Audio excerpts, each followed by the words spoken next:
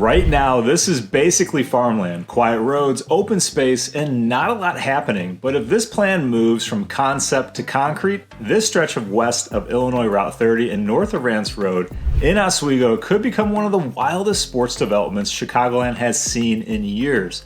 A massive indoor, desert-themed golf experience built under 4 domes, each proposed at 270,000 square feet, housing what the developers are calling the world's first full-scale indoor golf course that plays like a real course. And this isn't a little simulator lounge in a strip mall. This is Megalodome Golf, indoor golf complex that's been getting serious buzz because it's aiming to build something that honestly sounds a little sci-fi.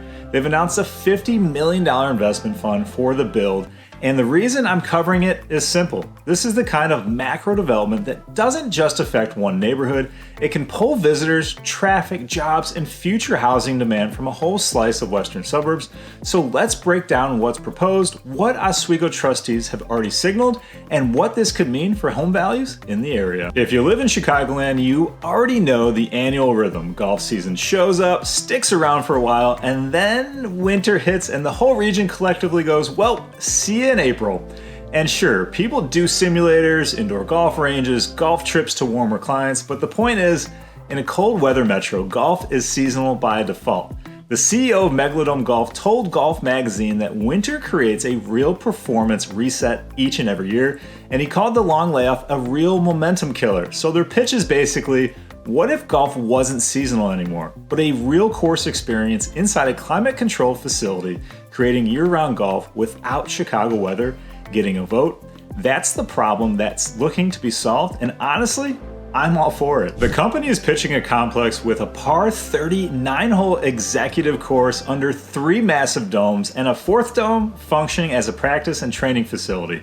And the practice side isn't just hit into a net. The plan includes a 275-yard driving range designed for real ball flight visualization, plus short game areas like chipping and putting. And this isn't just golf bubbles. The development also includes an 8,000 square foot clubhouse covering 3 stories, a pro shop, lounge, and banquet space, and it's situated near a proposed 656 unit subdivision that's in the works on the other side of the property.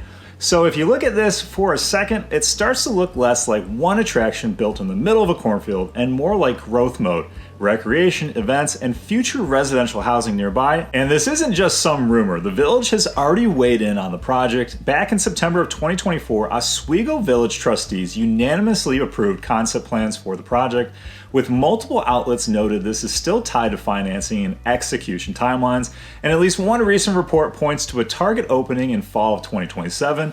In other words, it's ambitious, but the grand opening is a ways off. The proposed site is about 100 acres, and additional land has been set aside for potential future development.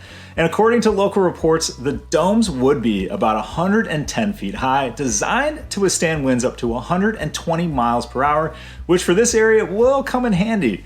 Now, the inside won't look like your typical golf bubble. It's been described as an immersive Scottsdale, Arizona vibe. Real sand, water hazards, desert landscaping, hopefully no rattlesnakes, and 100-degree temps. Now let's talk ripple effects, because if this draws golfers from across Chicagoland, certainly on weekends, you're talking about a high volume of people, especially with the ambitious 6 a.m. to midnight hours this place is planning to be open. The concept discussion has referenced hundreds of thousands of visitors annually. Even if a fraction of this materializes, you're going to feel it at peak times on the main routes along Route 30 and 111th. Translation, if you live nearby, the quiet traffic-free drive may become the why is this backed up at 10:30 a.m. on a Saturday.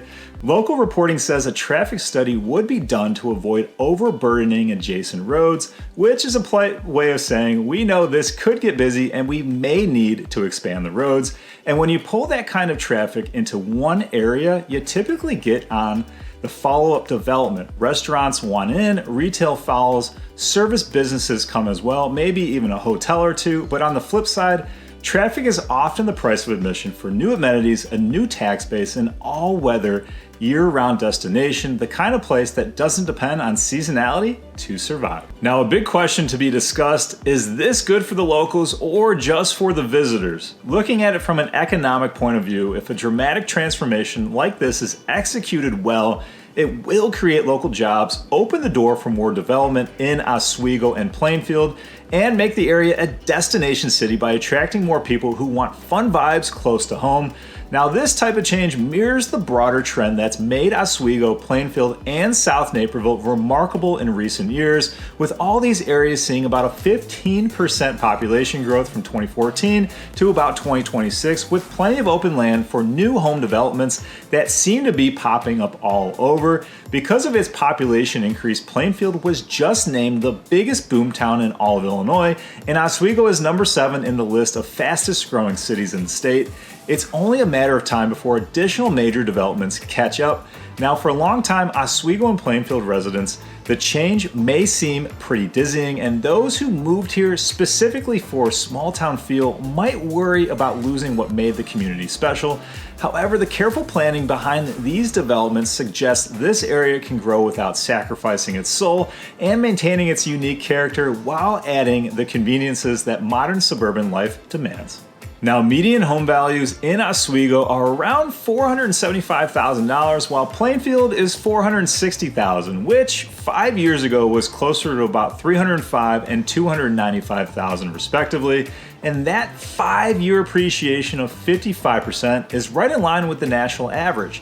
So if you don't believe that there's going to be a lot of growth and appreciation in home values in Oswego and Plainfield over the next 5 to 10 years and beyond, I don't know what will. But if you're curious about what your home value is worth right now in the area, check the description below for a complimentary home evaluation, and I'll send you a real range based on what's actually moving in your neighborhood. And if you want another example of a major project that is reshaping demand across multiple towns, watch my video here on the I-490 O'Hara access changes, because that's the exact type of regional infrastructure story that quietly changes commutes, where people desire to live, and eventually the home prices. Now, I want to hear from you. Is this Megalodome project a win for the Oswego-Plainfield area, or does it scream a headache in the making? Drop a comment and let me know your thoughts, but for now, I'll see you on the next one.